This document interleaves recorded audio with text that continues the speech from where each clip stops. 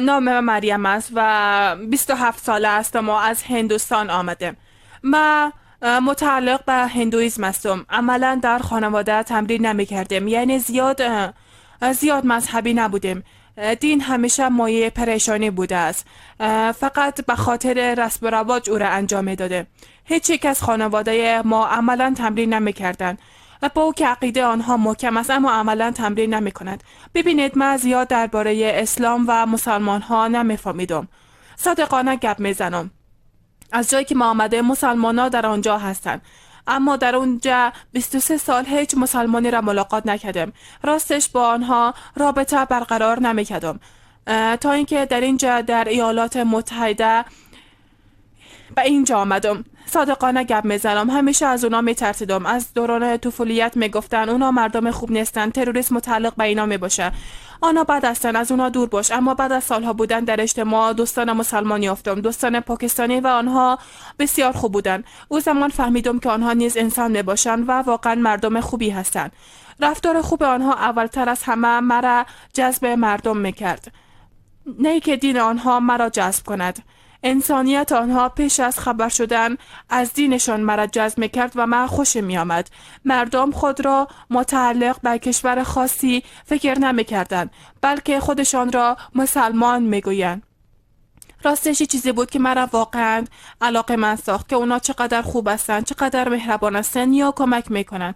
اولین بار بود که به خاطر دانستن اسلام به تحقیق پرداختم. میفهمید وقتی که در مراکز اسلامی برید کتاب های زیادی وجود داره. هر نوع سوال که در ذهن خود درباره اسلام، خدا و دیگر خدایان داشته باشید پاسخ داده میشه.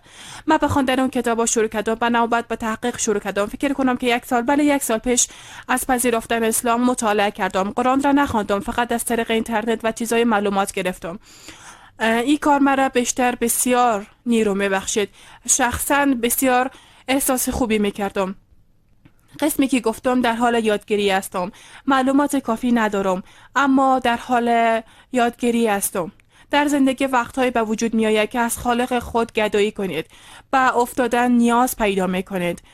باید در مقابل او به خاطر گدایی زانو بزنید. زمانی شاید با تمام قدرت، توانایی، ضمیر و پول کاری کردن نتونید. من فکر میکنم که این را بعد از اسلام آوردن تصدیق میکنید.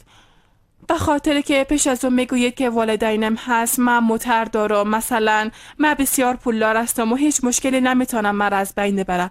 من فکر میکنم که الله به خاطر نشان دادن اینکه حالا با دست خالی چی میکنید تمام چیز را از شما میگیره. من تمام چیز را از شما گرفتم. من فکر میکنم که الله در اون لحظه به من قدرت میده تا به خاطر اتفاقات عقب نشینی نکنم. وقتی که قرآن را به دست خود گرفتم متوجه شدم که دستایم میلرزه. گریه کردم. فقط گریه کردم. فکر کنم بیش از 1.5 ساعت گریه کردم.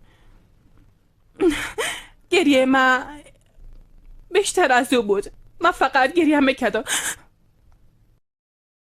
اگر به الله باور دارید پس به الله اعتماد کنید. تمام سخن من عمی است. هر کاری را که انجام میدهید باید به الله اعتماد کنید.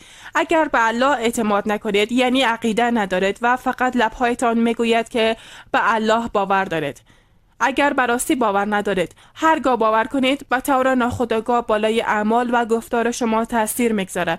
اگر شما الله را به عنوان خالق خود قبول کنید، باز خالق شما تمام چیز را برایتان آسان میسازه.